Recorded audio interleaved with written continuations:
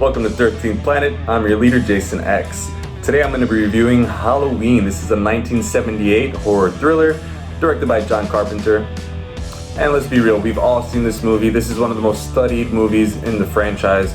So I'm going to be doing my review a little bit differently. It's going to be a little bit of a mix of recap and review at the same time. We'll also be going over some of the kills and some of my favorite scenes. So let's go ahead and get into it. So the movie starts with young Michael Myers in a POV view. This is a method used throughout the film, which I love, and is also very effective. I love at no point do they show him doing anything childlike. He doesn't eyeball any of his toys or the TV, he just goes straight for the knife. Also, there's nothing aggressive about how he approaches any situation. It's more like he's driven by a higher power, which, he executes as if he's been killing all of his life, like it's been his profession, or a past life, I guess. Then we have Jamie Lee Curtis, or Laurie Strode. In this movie, she has such an innocence to her and such a down-to-earth vibe that you can either relate to her or you feel like you actually know someone in your personal life that's like her, right?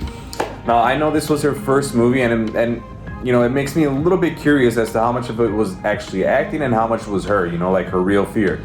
Even in the end, when Michael finally attacks her for the first time when she's running around the neighborhood screaming, she delivers such a realistic performance. 14 minutes in, we get to see Michael Myers once again stalking his prey, Laurie. He doesn't attack her like an aggressive madman. Instead, he just kind of observes her, just waiting and planning, stalking her at school, and leaving us with the question we all wonder: who the fuck taught Michael how to drive? This man drove like 150 miles to Haddonfield. But hey. Then we meet the girls, Linda and Annie.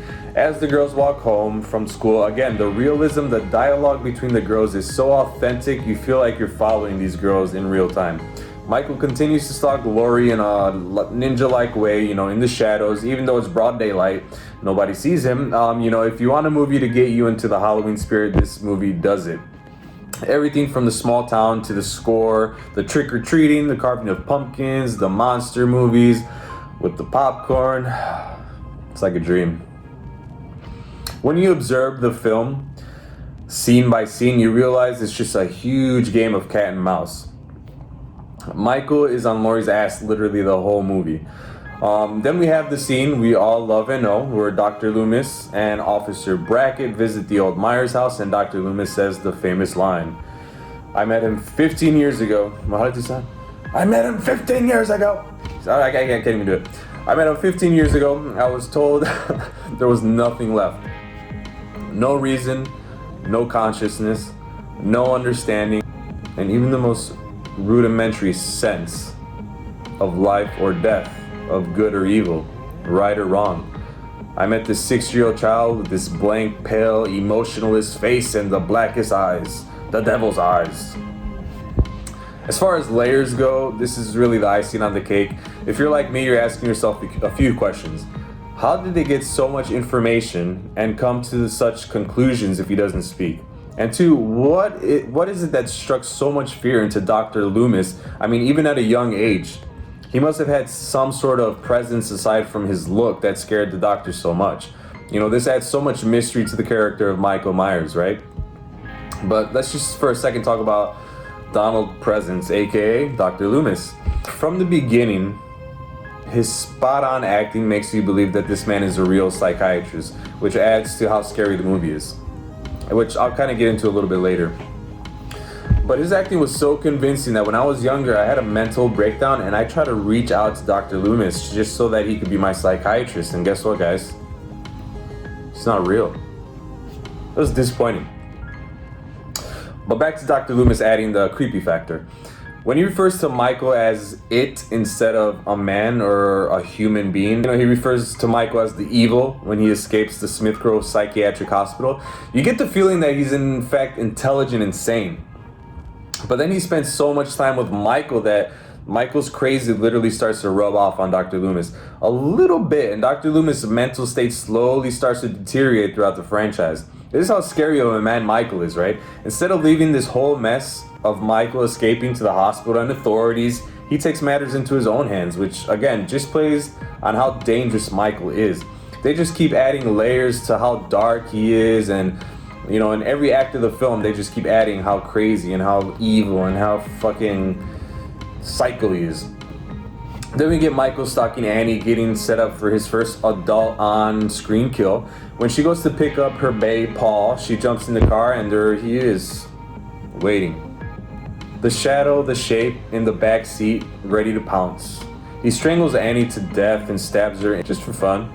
If there is one thing this movie proves is that you don't need blood or gore to make a scary and effective movie. This is why I love this movie, because it's so classy in comparison to other films. It builds tension in such a slow burn but entertaining kind of way. Then we have our next victims on the list. We have Linda and Bob. Linda and Bob are starting to make out on the couch, and Michael again directly behind them, you know, just observing. He has every chance to kill them both, but right then and there, Michael just wants to play. He wants to just play with his prey. He lets them settle in and lets them have a totally fantastic sex, but it's all worth it. It's all worth the wait when Bob goes to grab some beers, not knowing Michael is in the closet waiting for him.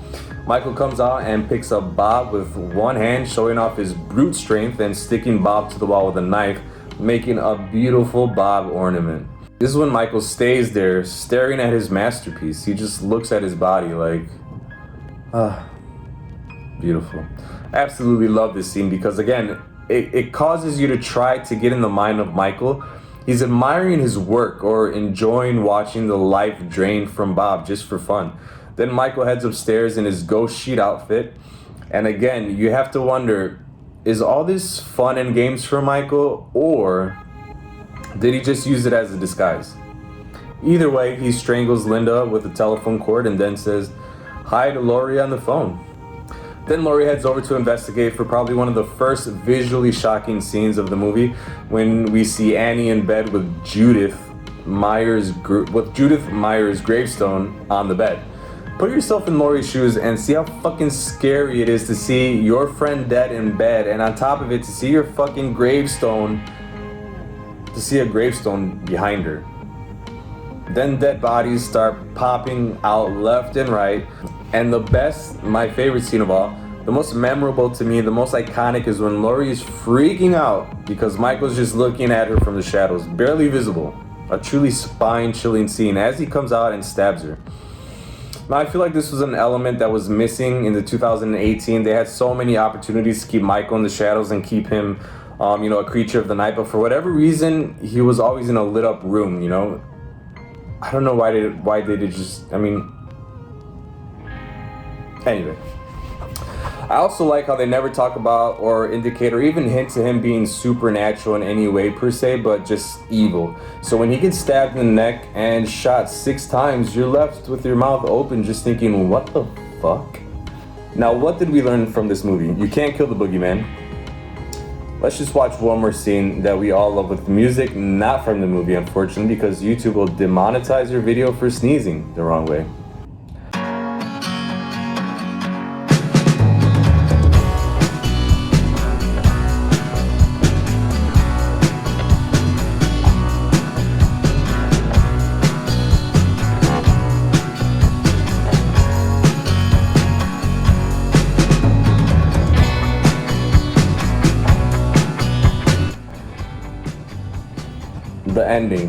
The ending is awesome, right? Michael's nowhere to be found. He's just leaving us thirsting and dying for more. Perfectly set up for the sequel, or the next 13. Dr. Loomis, with that fear in his eyes, and all we can hear is Michael breathing through his mask as we get the end credits. Now, I did want to make a little quick prediction for the Halloween kills. I'm going to say right now, there's going to be at least 40 to 50 kills. And if you guys might watch Who is the Scariest Character video, you can figure out how I came up with that number. So let's go ahead and get into my rating for this movie. I'm sure it's no surprise to anyone, but I think this movie is perfect in every way, so I'm going to go ahead and give it a 10 out of 10.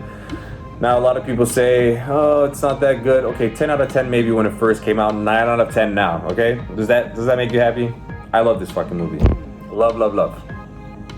I'll be watching it continuously until the day I die. I watch it every fucking Halloween. I actually watch it at least 3 times a year. I can't get away from it. But as always, thank you guys so much for joining me today. I'll have another video for you coming soon. If you care to reach out to me, you can find me at Jason13Planet. Please like and share this video. If you love horror, smash that subscribe button.